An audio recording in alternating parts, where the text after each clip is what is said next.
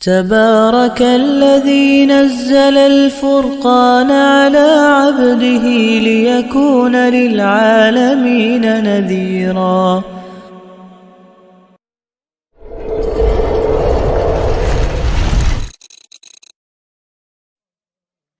Number 3 جو ہدف ہے بہت بڑا بہت بڑا بہت بڑا، جنسی انضباط، سیکس ڈسپلن، زنا کی روک تھام. لا تقربوا الزنا انہ کان فاحشۃ وساء سبیلا. زنا کے قریب تک نہ پھٹکو، یہ نہیں کہا کہ لا تزنوا، نہیں، قریب تک نہ پھٹکو. جیسے کہ یہ فیصلہ آباد کا ہمارا گول چکر ہے اور 8 بازار آ رہے ہیں. اب تو سرکاری پروگرام یہ ہے کہ اس گول چکر تک، چوک تک کوئی بھی جلوس نہ پہنچے، تو 8 بازاروں کو بند کرو گے نا. لہذا دور دور تک اللہ تعالیٰ نے وہ حدیں لگا دی ہیں کہ زنا کی ترغیب نہ ہو، زنا کے راستے جو ہے وہ مسدود ہو جائیں. اور زنا کے بارے میں اب دیکھیے، یہ اس دور کی انٹلیکچوئل خیانت، ڈس آنیسٹی کا سب سے بڑا معاملہ ہے. جدید نفسیات کا بابا آدم مانا جاتا ہے فرائڈ، اور فرائڈ کے نزدیک انسان کے محرکات عمل میں سب سے زیادہ طاقتور، سب سے زیادہ پوٹنٹ سیکس ہے. مارکس نے قرار دیا پیٹ کو معاشی ضرورت، فرائڈ نے کہا نہیں، سیکس ہے اصل شے، اصل محرک انسان میں. یہاں تک کہتا ہے ایڈیپس کمپلیکس، باپ اگر محبت بھری نگاہ سے بیٹی کو دیکھ رہا ہے تو یہ بھی سیکس ہے، اور ماں اگر بیٹے سے محبت کر رہی ہے تو یہ بھی سیکس ہے. انا للہ و انا الیہ راجعون. ان کمبختوں کا اصل یہ معاملہ ہے کہ ایک شے پر نگاہ جم گئی تو سب کچھ اسی کے گرد گھما دیا. مطلب بات غلط نہیں ہے. Sexual motive one of the most important motives, no doubt about.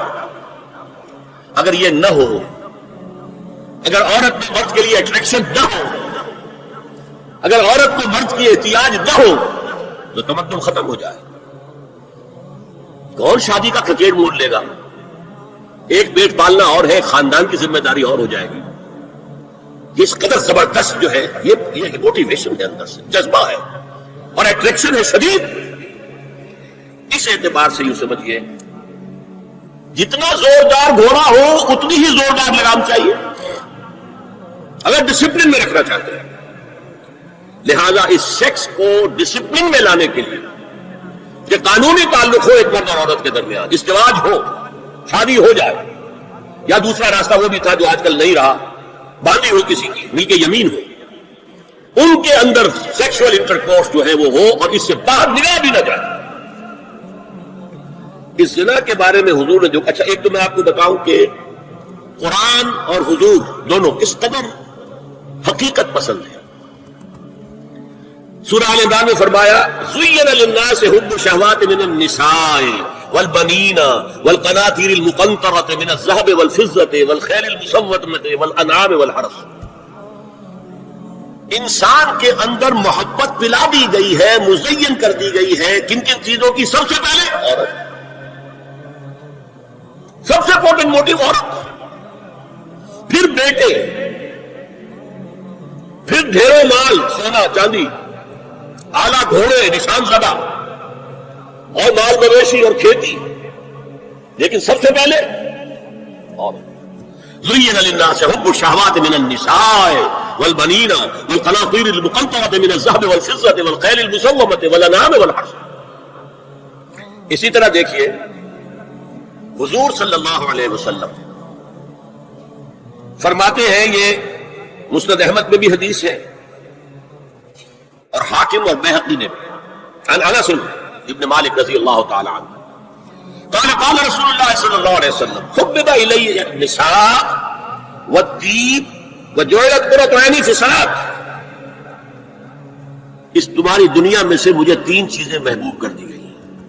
حبب الیہ، نمبر 1 نساء. کوئی جھجک کی ہے اپنے بیان کرنے میں؟ ہم شاید یہ جملہ کہتے ہوئے جھجکیں گے، اللہ کے رسول نے حقیقت ہے اس کا اعتراف کرو.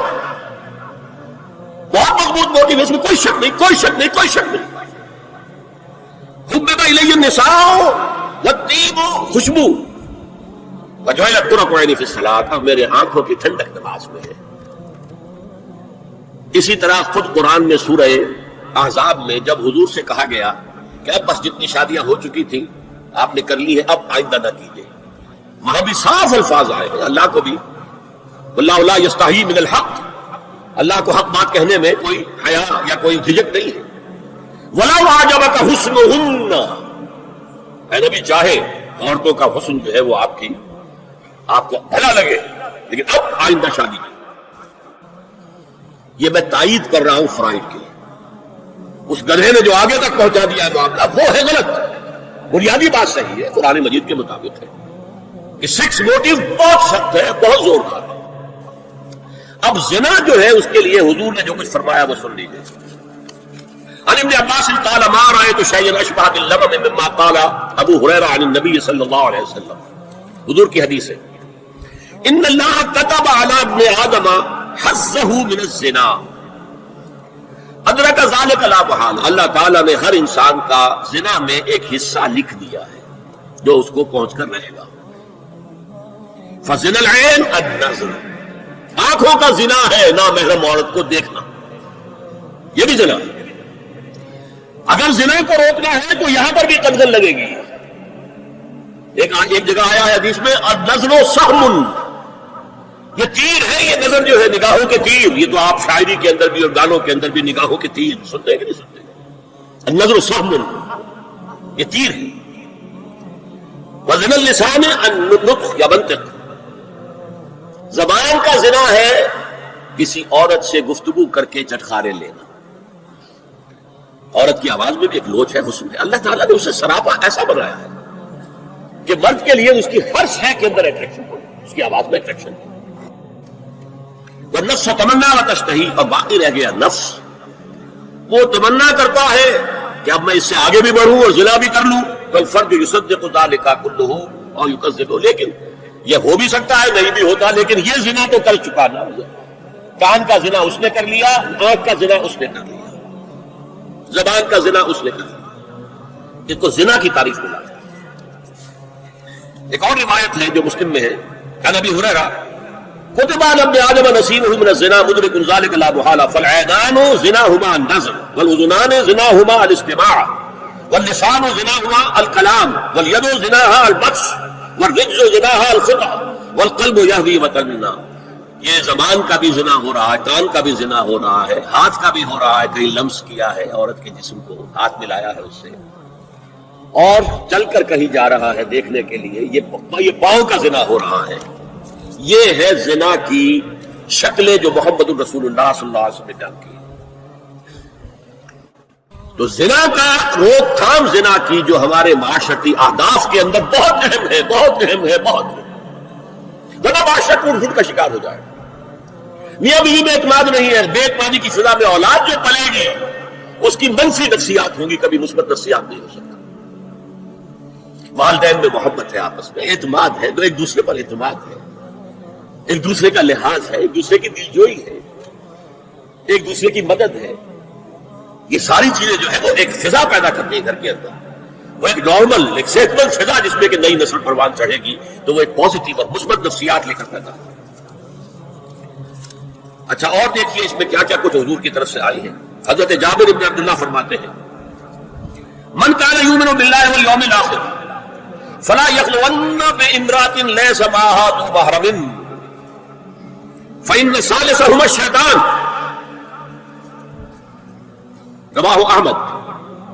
دیکھو جو شخص بھی اللہ پر اور یوم آخر پر ایمان رکھتا ہو وہ کبھی کسی اجنبی عورت کے ساتھ خلوت میں نہ رہے، ملاقات نہ کرے جس کے ساتھ کہ اس کا کوئی محرم شامل نہ ہو۔ کوئی عورت آئی ہے آپ سے مسئلہ پوچھنے کے لیے، اس کا باپ، اس کا بیٹا، اس کا بھائی، اس کا شوہر ساتھ ہونا چاہیے، اکیلے نہیں، اس لیے کہ ثالثہما الشیطان۔ جہاں یہ ایک مرد اور ایک عورت جو ایک دوسرے کے لیے نامحرم ہے جب ملیں گے تیسرا وہاں شیطان موجود ہے۔ اسی طرح حضرت ابن عباس کی روایت ہے لا یخلون رجل بامرأة الا ومعها ذو محرم ولا تسافر المرأة الا مع ذی محرم، کوئی مرد کسی عورت کے ساتھ خلوت میں نہ ہو، اکیلے نہ ہو، مگر یہ کہ اس عورت کے ساتھ اس کا محرم موجود ہو، اور کوئی عورت سفر نہ کرے جب تک کہ اس کے ساتھ محرم موجود ہو۔